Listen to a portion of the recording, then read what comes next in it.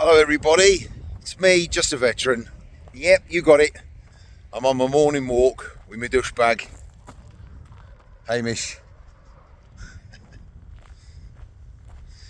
So today I'm going to talk about something different. I'm going to talk about a bit of experience I had when I was a younger version of me.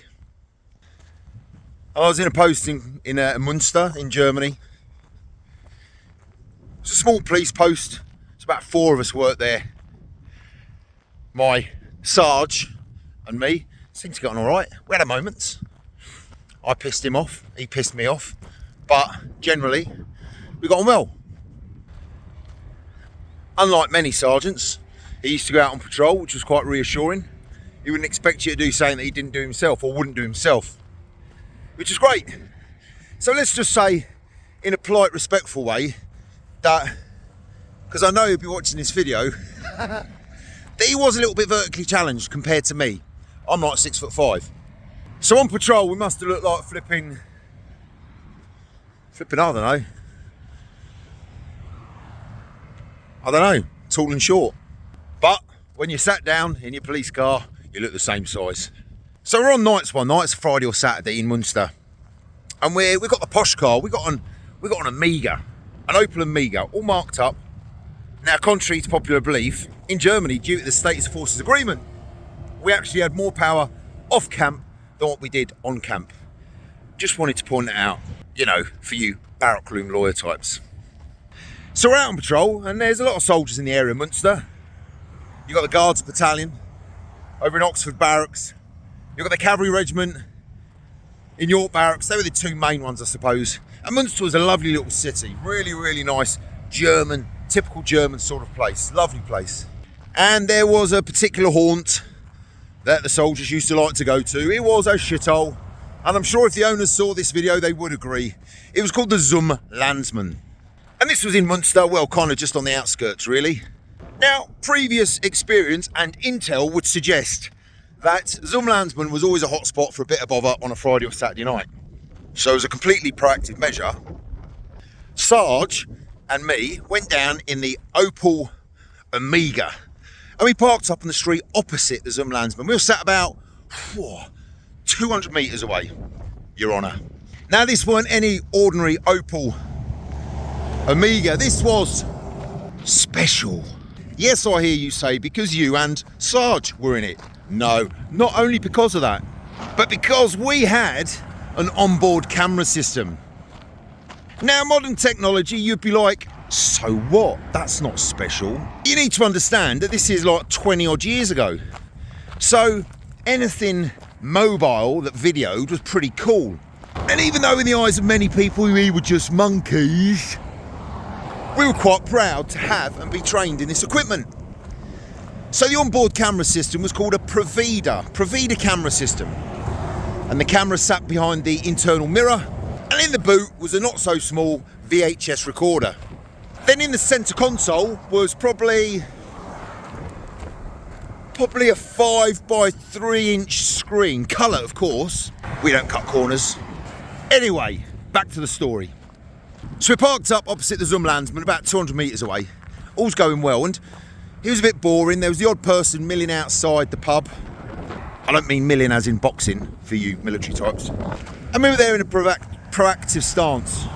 Now, I hasten to add that I'd like to emphasise the word proactive and not provocative. We never used to sit where the lads could see us, because that would just piss them off.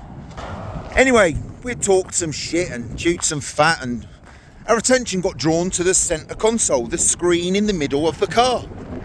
The camera was zoomed into the pub, so the screen was filled with the front entrance of the Zum Landsman, and we found ourselves transfixed, almost watching it like it was a real TV and we were watching a soap. Then what transpired was,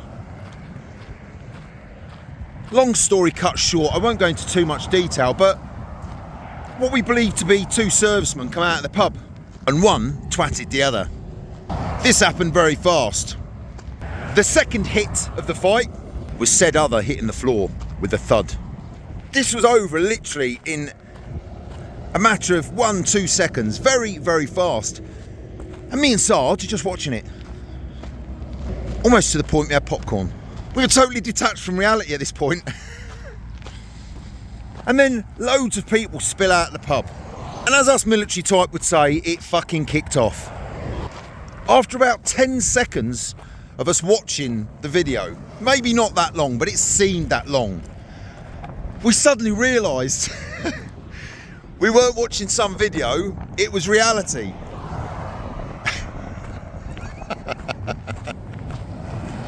What followed was a mixture of fuck, and Sarge, who was the driver, selecting first very rapidly and driving forward. By this time, it was all going Pete Tong outside the Zum Landsman.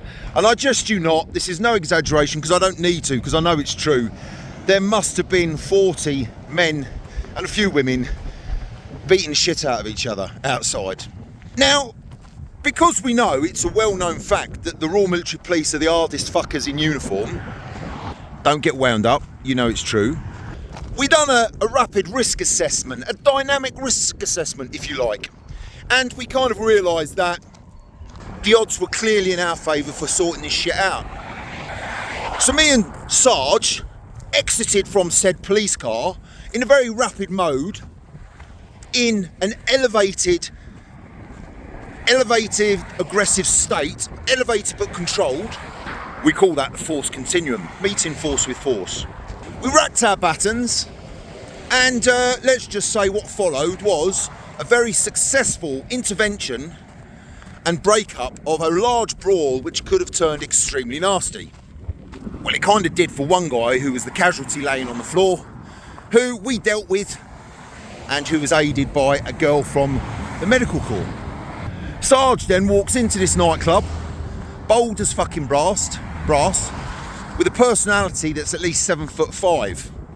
Finds himself a bar stool. Now I think he's a great guy, he really is, but I wouldn't have needed a bar stool, just saying. And proceeds to politely inform everyone that the bar's now closed and they're to leave. The mad thing is, they did. Very respectful. We respected them. We dealt with the people who were being violent, the people inside, respectful, and got respect back. Everything was cleared. The German civil police, the GCP, were waiting outside, and as they often done, they would just watch and see if we needed assistance, and if we did, they would pile in with their rubber batons. But if we didn't, then they would leave us to deal with it, because, despite what people believe, we had jurisdiction on the public streets of Germany. Anyway, it all quieted down. Everyone had gone, bar one. There's always one, with his bottle of beer. Long story, he refused to leave. We were in a position where we were entitled to order him away from the pub. He refused. He got brave, because clearly he wouldn't have called me a cunt when he was sober. A bit of a tussle ensued after him being arrested. Notice I say after him being arrested, not before. Anyway, what followed was him getting lifted and spending the night in pokey, and finding himself on the wrong end of an RMP report. Why the fuck am I telling you this, you might ask? Well, it's just, I had a moment where I kind of met up online, let me finish, with a mate. I said it yesterday on my video, not spoken to in years, and he was Sarge. And it just brought back some memories. So I thought today I would share one of those memories of working with him. And yeah, maybe there'll be a few more over coming days. And all I'll say is bring on the haters, because I love the haters. My posts aren't posts without trolls.